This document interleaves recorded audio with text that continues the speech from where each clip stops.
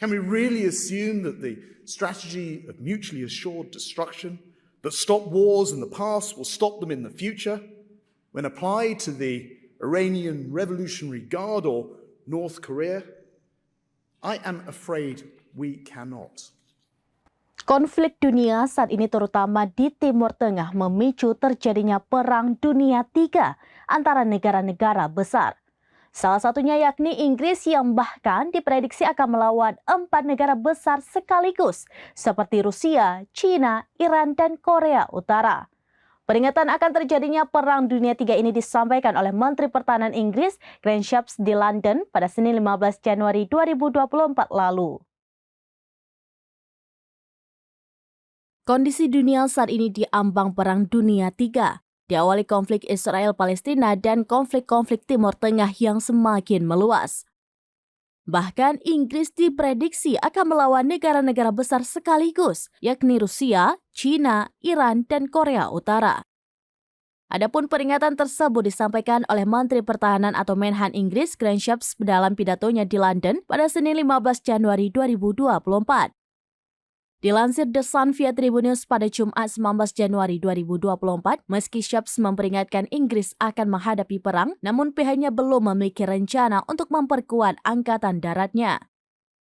Ia menilai dunia saat ini sedang berada dalam fase sebelum perang. Dalam kesempatan itu, Shapps mendesak Inggris dan sekutunya untuk meningkatkan belanja pertahanan untuk menghadapi potensi konflik mendatang.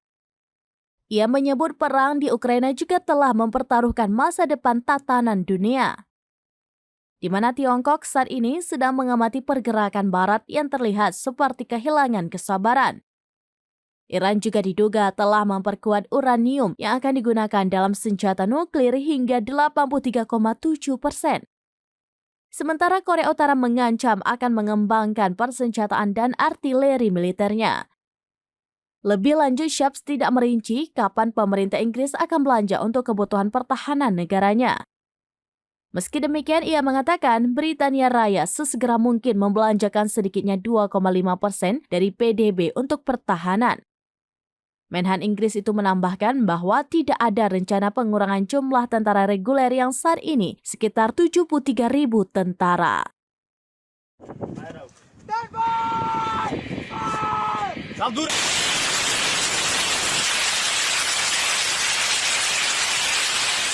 Demikian informasi terkini Syedar Alun. Saksikan terus beragam informasi lainnya.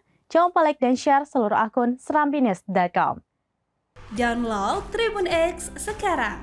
Menghadirkan lokal menjadi Indonesia.